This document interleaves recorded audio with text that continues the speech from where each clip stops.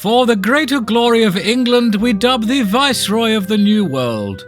Go and explore this new land, settle it, and bring wealth and glory to yourself and our nation. Hi, I'm Caliban, and today we're going to put on our best conquistador hat and do a spot of colonization.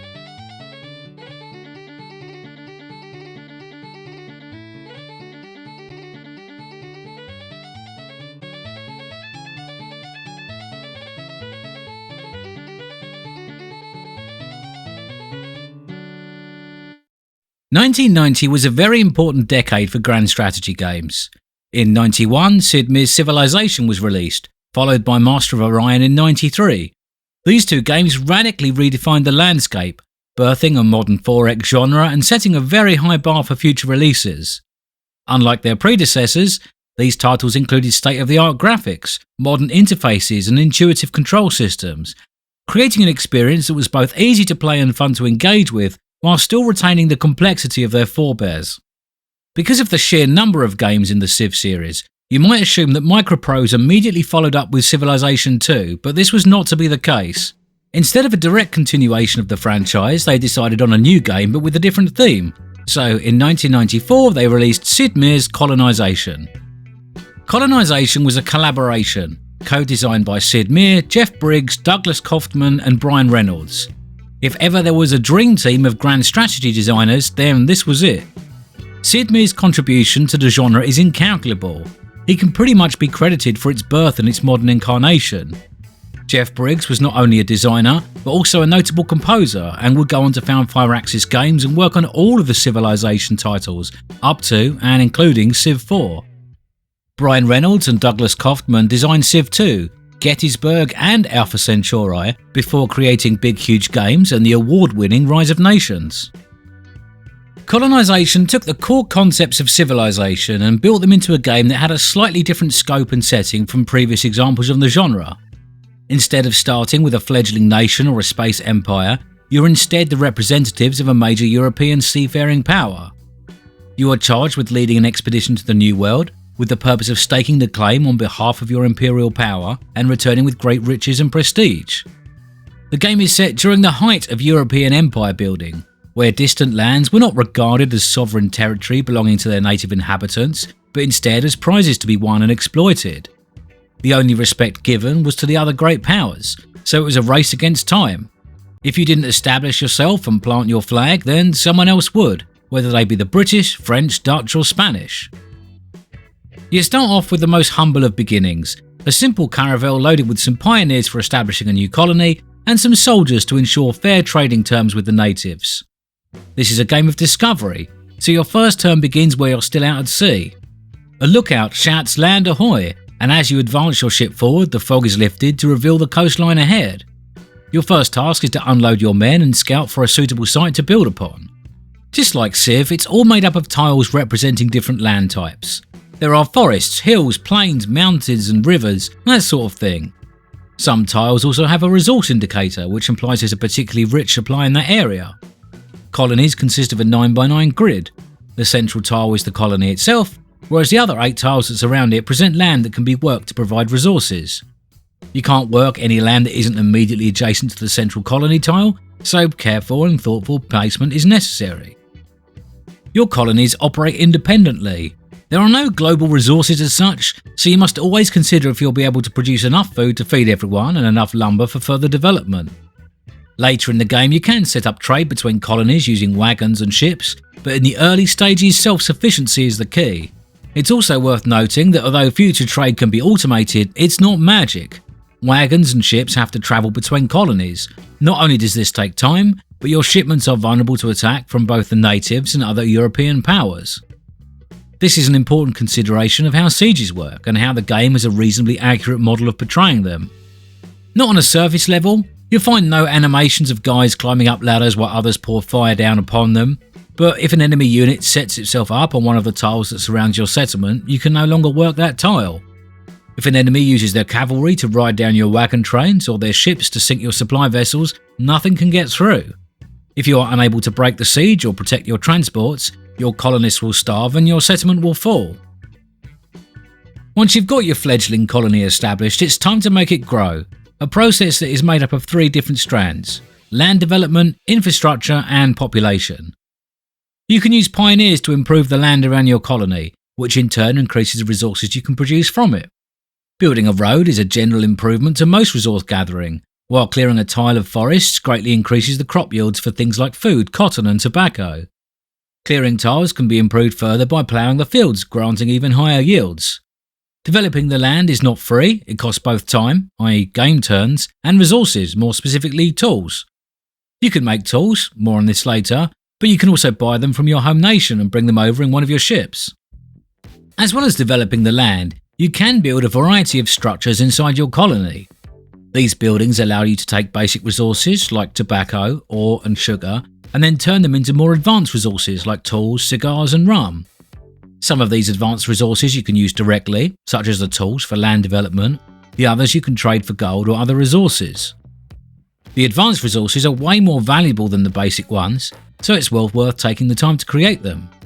So you start with a blacksmith's house, and then a workshop, and then maybe a factory.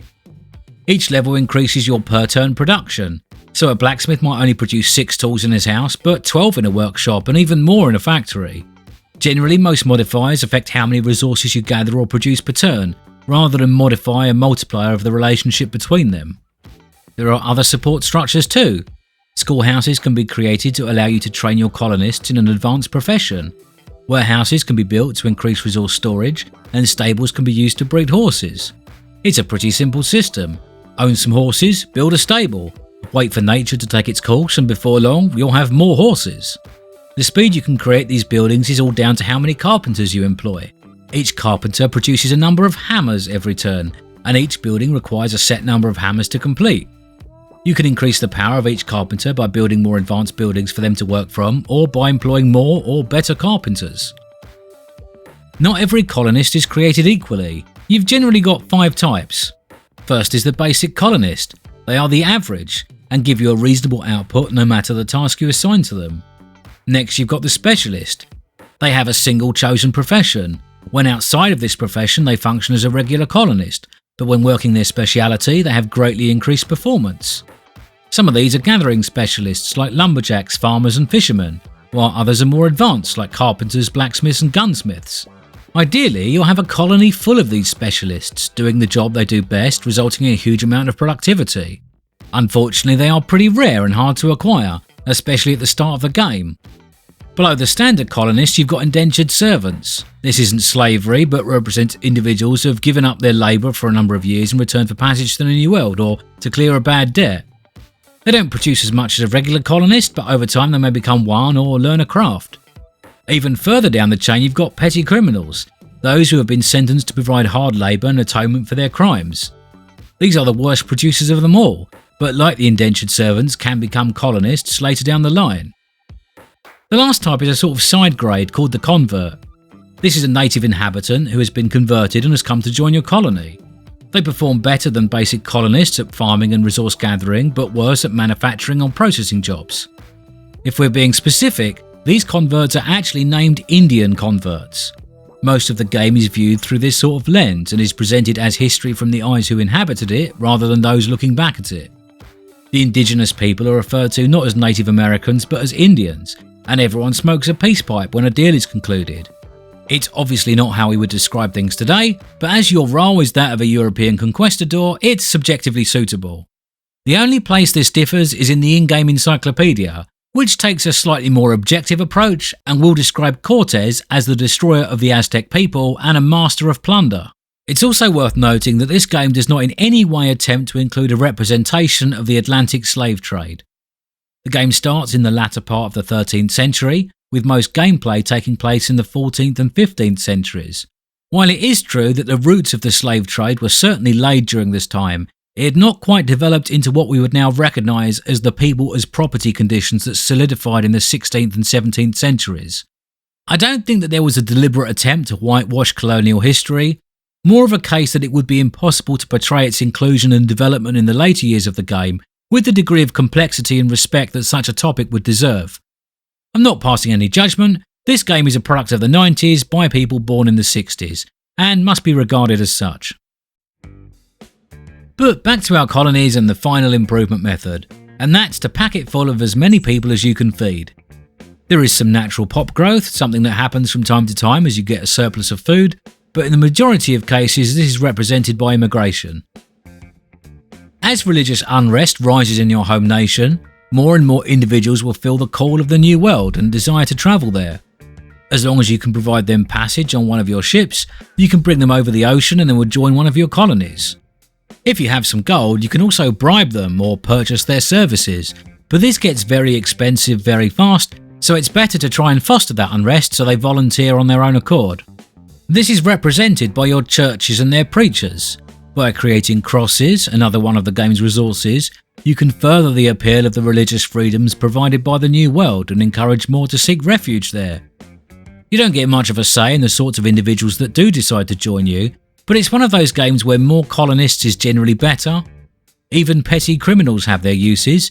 Give them muskets and now you've got soldiers. What could go wrong? Along with crosses, there's another meta resource called Liberty Bells.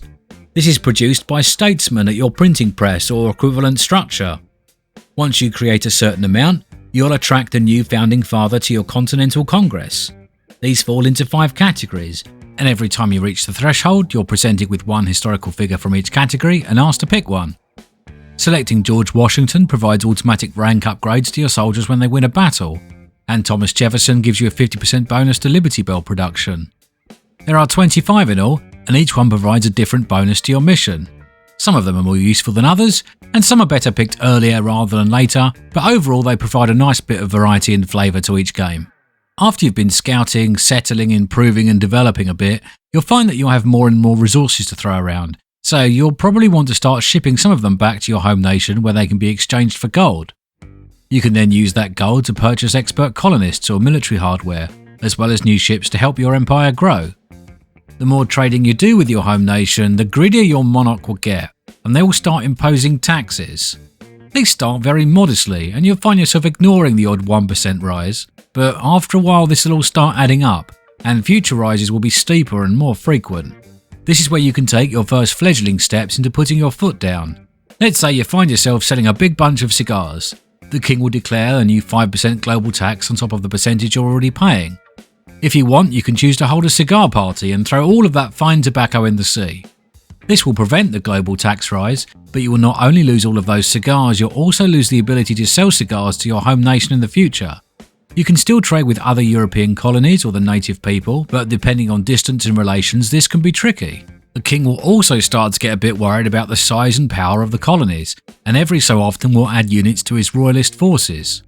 The longer the game goes on, the more these forces will increase. They don't hang about on the New World itself, but they do sit menacingly on a status screen that you can check from time to time. You see, there is another function of Liberty Bell generation. The more you create, the more your colonists will feel that independence is the way forward. Once this reaches a critical mass, you can stick your middle finger up at the king and declare independence, casting off the shackles of imperial control. This brings us to the end game. Future trade with your home nation is disabled, and the king will dispatch all of the royalist forces he has accumulated to squash your revolution. Hopefully by this time you've built forts and fortresses, raised a standing army and stockpiled a lot of resources. If not, you'll be swiftly crushed and the game will be over, but if you have prepared well, then you'll be able to defeat everything the king can throw at you. Once the king is out of reinforcements, he'll concede and you'll become, well, America. A big congratulations are in order, as you've won the game. I think this is one of the things that sets Colonization apart from many other 4X games. It tells a story with a clear beginning, middle and end. You have a very specific goal to reach, to declare independence and defeat the king before any other European colony mission does the same. You're not just playing until an arbitrary year or age is reached, nor is conquest necessary or even always desired. The indigenous people can be vital trading partners, especially during the final battles when trade with your home nation is impossible. Their tribesmen might not be able to supply you with guns, ships or artillery, but they can provide you with other vital supplies like food and horses, allowing your colonists to spend their time working on something else.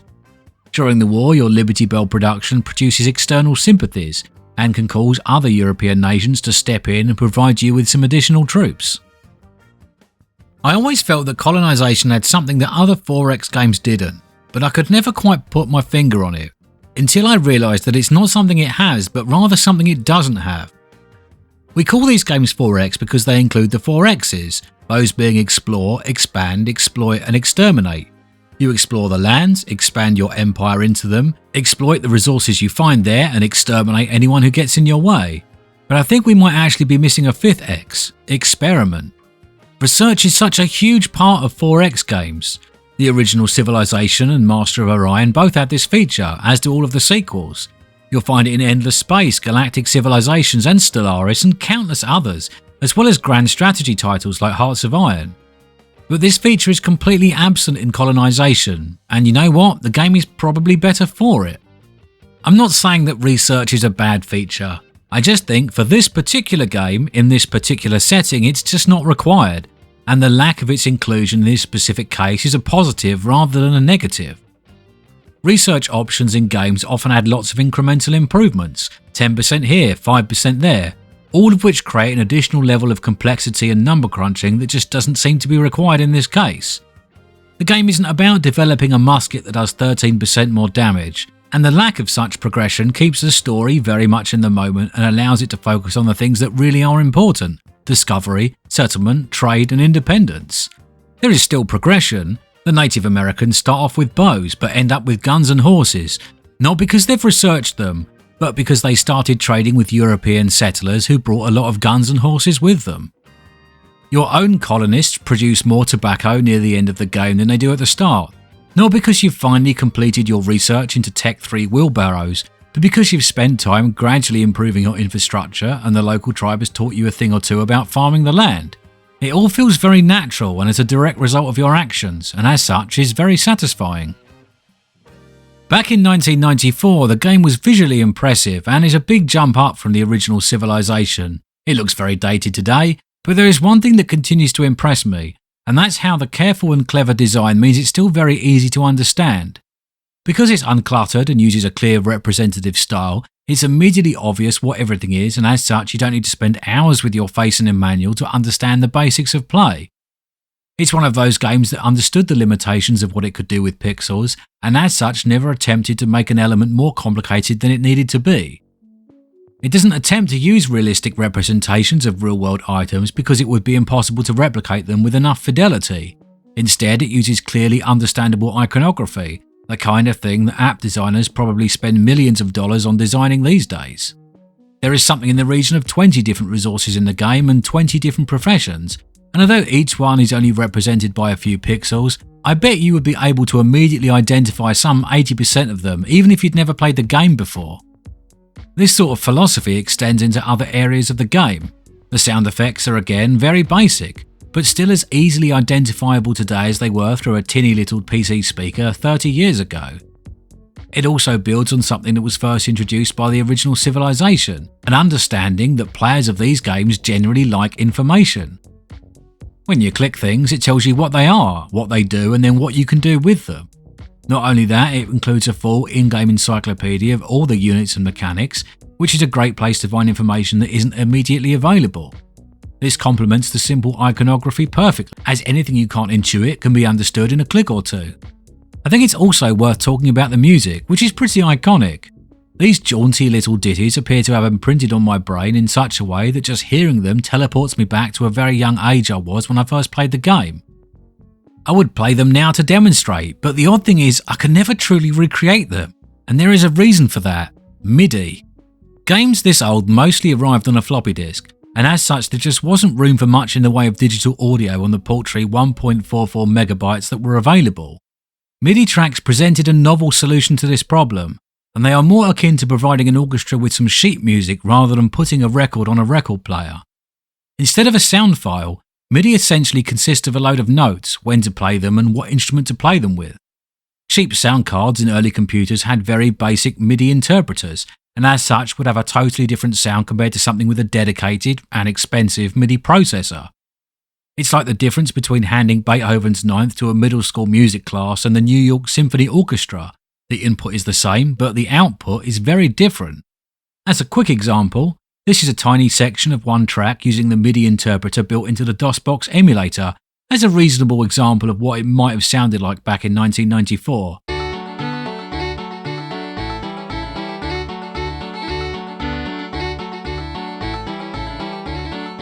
and here is exactly the same MIDI file run through a modern software MIDI player in Windows 10.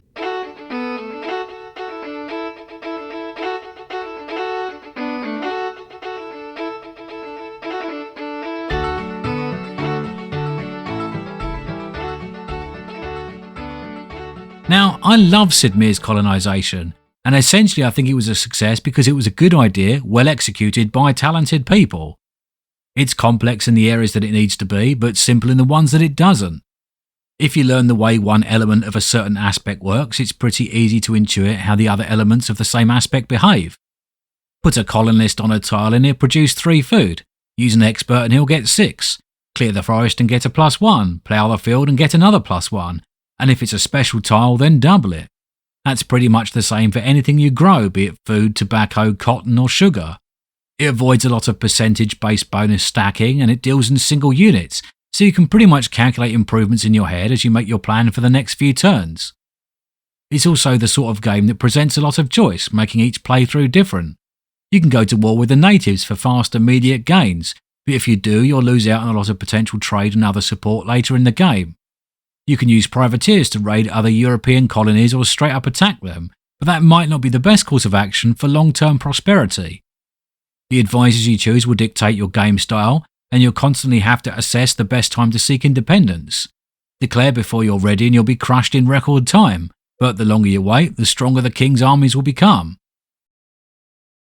Because Colonization was a fantastic game that is loved by many, there are actually several versions of it still available today. The first is the original in all of its pixelated glory, available on GOG for a couple of dollars. That's the version I've been using in the background of this video. There was also a remake released in 2008 called Civilization 4 Colonization. It's a pretty solid recreation. It does have some differences, but there is a community mod available that converts it into something that matches the original. Finally, there is FreeCol, an open source community project built in Java that recreates the original game and is available completely free of charge. Personally, I stick to the original 94 release. Every time I feel a little nostalgic, I fire it up and it never fails to satisfy. I find the basic graphics and music all part of the charm, and the more modern recreations don't quite give me the same feeling.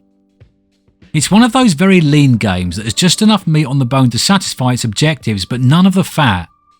There is a tendency with the grander games to think that more is always better, but the end result is often a bloated confusion of overlapping systems and pointless complication. Colonization is not this. It's simple enough to start, but complex enough to get stuck into. Each game tells a neat but complete story, and victory is satisfying rather than anticlimactic. The graphics are simple yet effective, and the UI presents everything you need to know and not a single word more or a single pixel less. It oozes with charm, from the bare-bones cutscenes and the cartoonish character portraits down to the simple introductions and chirpy music.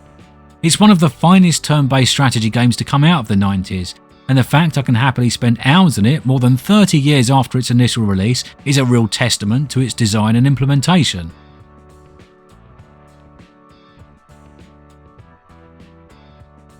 Hi there, thanks for taking the time to sail through the ocean on this voyage of colonization. If you enjoyed this video, then click the like button, and if you've got anything to add, then you can do so on the Discord or in the comments below. And as usual, if you want more of this sort of thing, then subscribe to my channel, and I hope to see you back soon.